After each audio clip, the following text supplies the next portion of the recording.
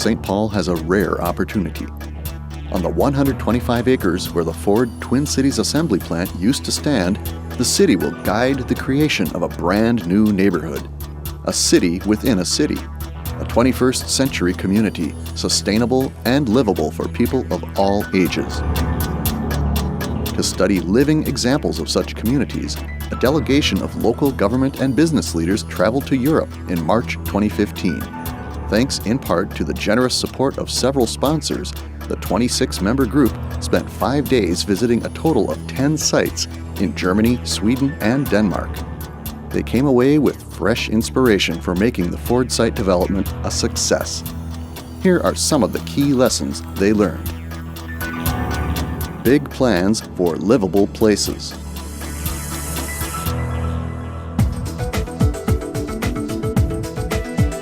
They very purposely included a mix of offices and residential, they said, so that parking spaces could be shared, the same parking ramps could be used by residents at night and businesses during the day, but also so that people would be around just using the green space.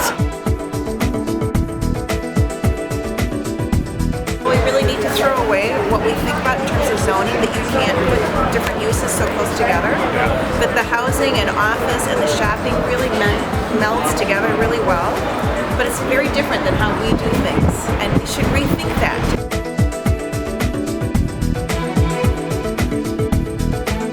We have learned a lot about how what I would call medium density is really, really livable. And in St. Paul, I think we get scared, and I don't think we should be so scared, because I think it's actually enriches life, and that's what one of the big lessons here.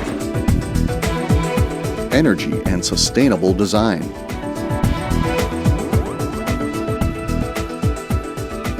The green roof slows down the rainwater, and then it runs in the open canals. You see along all the houses, the open canals.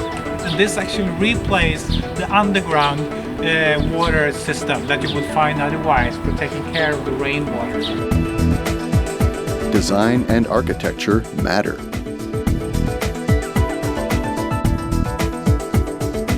The diversity of design and the different buildings, really great use of green space. So a really large common green space in between a bunch of apartment and office buildings. That was a really impressive feature.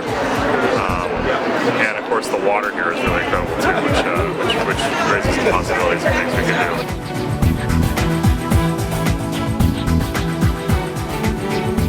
Stormwater management, art, texture is so 2015. Just creativity, old and new, all in one place.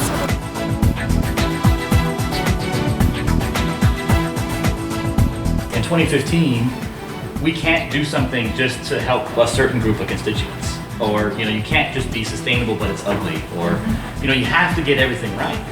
And I think you can't do that unless you test it and then measure how it works and refine it and make sure that you're appealing to your largest skeptics.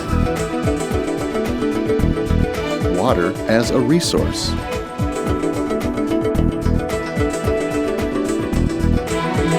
Using stormwater as an amenity in the unique ways that they use stormwater as an amenity throughout the site, either by incorporating streams, incorporating ponds, or incorporating other things and using that water as a great amenity, which could really be a part of the Ford site.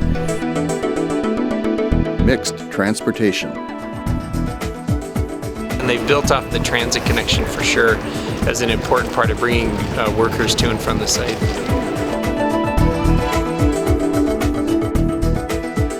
The idea is here that you have public transport within the reach of 5 minutes.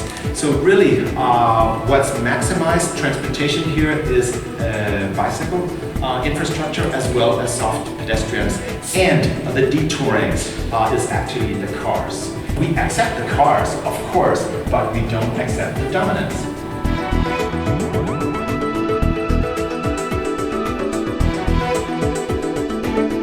And we also have requirements for parking lots for bikes, which is 2.5 per point. And those ones will be built both outside and inside the house. So if you bike at winter, you will have a warm bike with no snow on.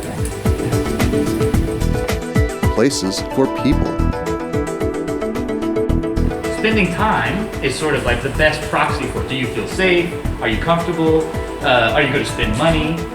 Right? So if we can get that happening in the city, then we're getting this more livable place. They said build a city within a city, so they made sure that there was living and commercial areas so that people could live, eat, and buy things here, so to kind of make its own full community. Lead to the future.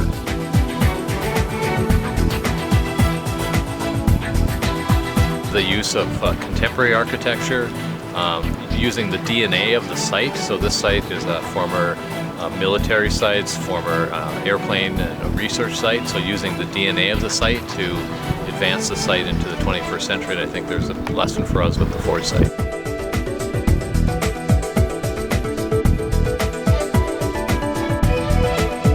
I'm really impressed of the ambition of everybody, that this vision can come true.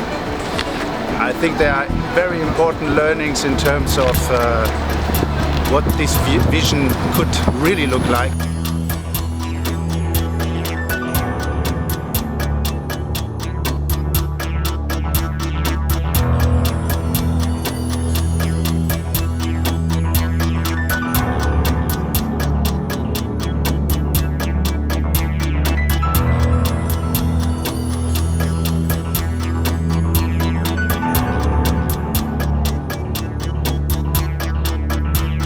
One of the pieces of advice that we were given when we were over in Europe was to give your site a higher purpose. Make this about something other than just some bricks and mortars or how streets are laid out, but really what is it that you're trying to say about your community by what you build on the new Ford site?